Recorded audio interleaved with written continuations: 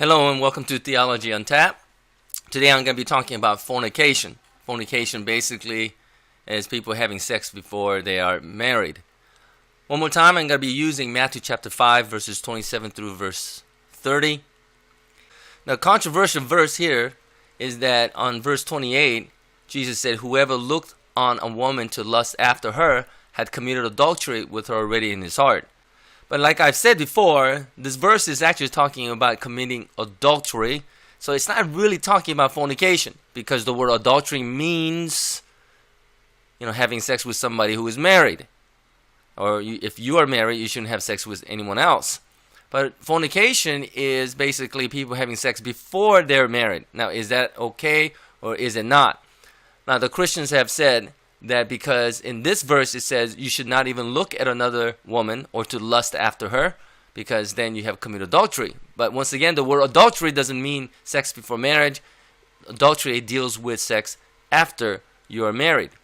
And it says that if your right eye causes to sin or to fall, pluck it out and cast it away. Or if your hand causes you to sin, cut it off. Now, in my previous verses, I give you two different explanations of these, verses 29 and verse 30. But the one that I like the most that I want to say today is this, that if your eye causes you to sin, then pluck it out. Just means just don't do it. And if your right hand causes you to sin, now you could assume that it might be talking about masturbation. But then once again, what about your left hand? But when he's talking about right hand causing you to sin, basically he's mostly talking about stealing, because adultery basically is stealing as well. So one can say that if you lust after another person, a person who is already married, then you just shouldn't do it. And that's the whole point of these verses. But what about when it comes to fornication, sex before marriage? The Bible really doesn't talk about sex before marriage. Well, if you look at some versions of the Bible, it does use the word fornication. But the Greek word is always the same, and the word is porneia, which means sexual immorality. So once again, it really depends on who you are and what you were brought up with. If you are very conservative and are really uptight about sex, then you could say anything. If you look at another person, if you masturbate, if you have sex before you're married, those are all sexual immorality. But I don't know if sexual immorality is talking about fornication or having sex before marriage, because we really don't know. Right? Now, in a perfect world, if we were to live in a perfect world, then yes, everybody grows up, everybody's happy, nobody does any kind of hanky-panky. We go to school, we get straight A's, and we go to perfect colleges, and we get perfect jobs, and everybody's perfectly happy. That's what everybody wants, I guess. However, we don't live in that kind of a world. We live in a world that sometimes is very difficult, and we make tough choices. And we had parents who are not very good to us, or we go through struggles in life, many injustices in life, and sometimes we make mistakes, or we make decisions that might not be good, and part of it might be fornication. Like, once again, Bible really doesn't talk about fornication, because I guess 2,000 years ago, people would get married at a very young age, like early teens, or even before you're a teenager. A lot of the women were getting married.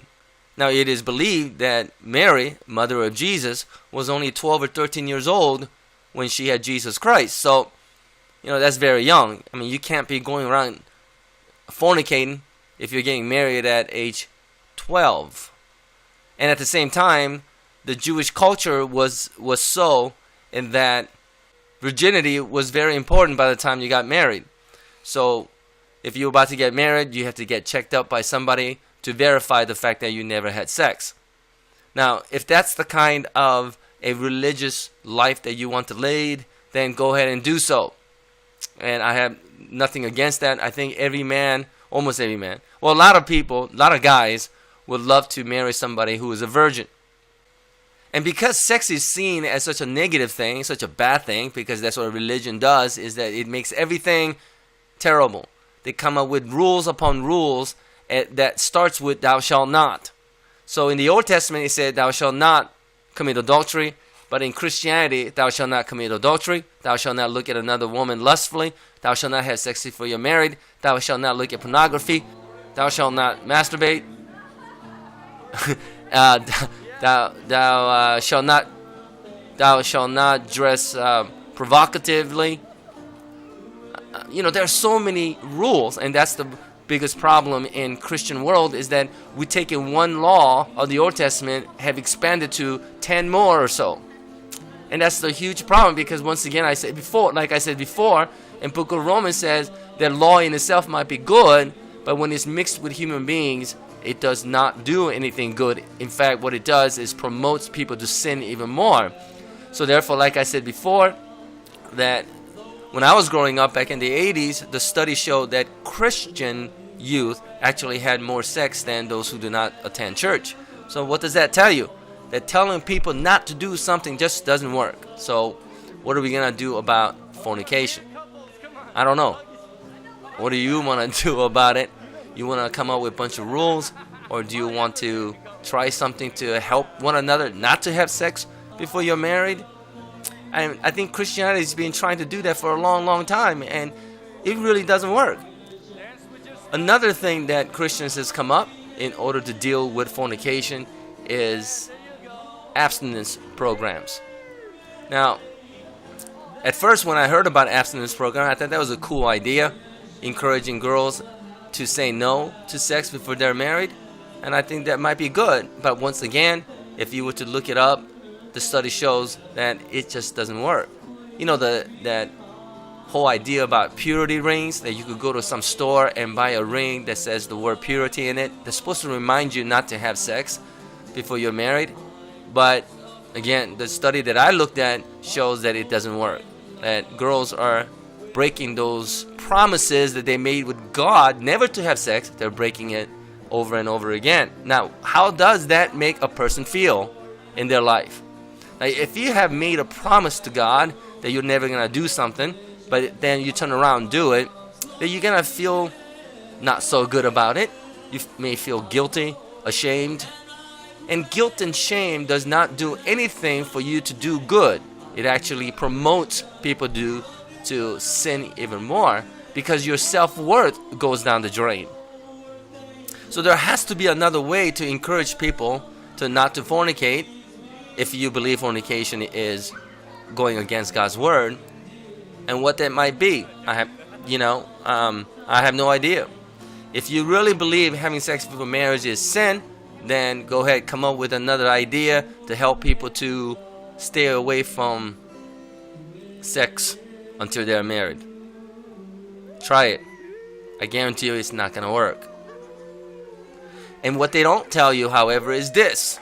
You could also look this one up too, is that psychologists have known for a long time that when a woman especially, and men as well, look at sex in such a negative way, that it is dirty, it is something wrong or whatnot, and even if you were to keep your purity, as they call it, until you're married, or if you're like many others who have broken your promise to God before you're married, how in the world do you think that after you get married, all of a sudden you're going to enjoy sex?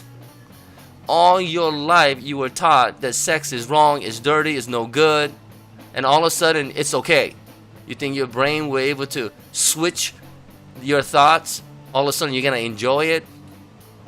I'm sure some of you would say, yeah, I did that, fine. But the study shows that it's a huge problem for a lot of married couples.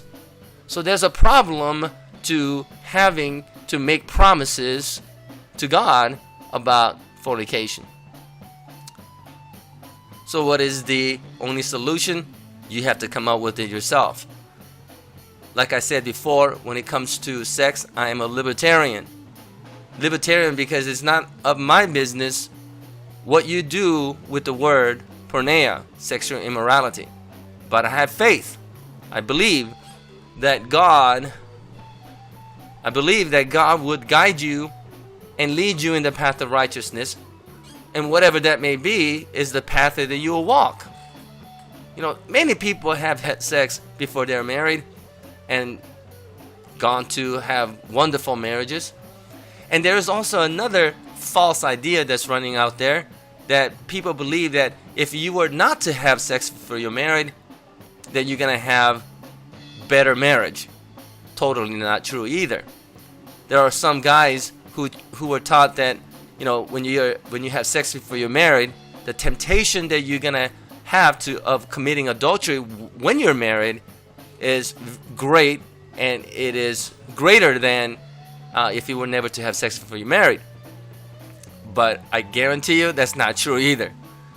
You know, if you're a guy, you never fornicated, and you get married, what, you're gonna have less temptation? How is that even possible?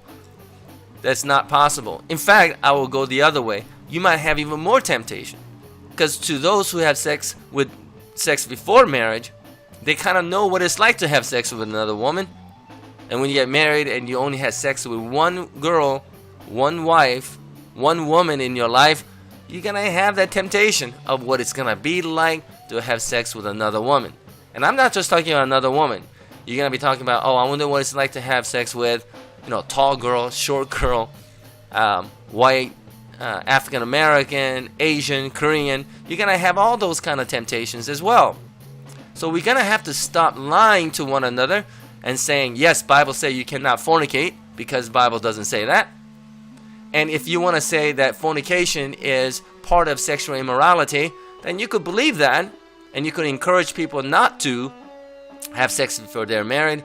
But don't go around telling people that it is sin and is wrong and whatnot, because you might be actually doing more harm than good. So my solution is the same. Regardless of how you interpret Matthew 5 verses 27 through 30, the interpretation is always the same. Trust in the Lord your God. Trust in Jesus Christ, who died on the cross for your sin. Trust in the Spirit of Jesus Christ, whom He has given to you. And have fellowship with Him, and He will lead you in the path of righteousness. Now, I trust that if you hang on to Christ, He will lead you into that path of righteousness, and I have faith in Jesus. I have faith in that. And I think that is the only way that we could lead a life that is worthy of God's name. And thank you for checking in one more time to Theology on Tap. Please let your friends know about this channel. Subscribe, like this video, and hope you'll keep coming back, because I got a lot more videos to come. God bless.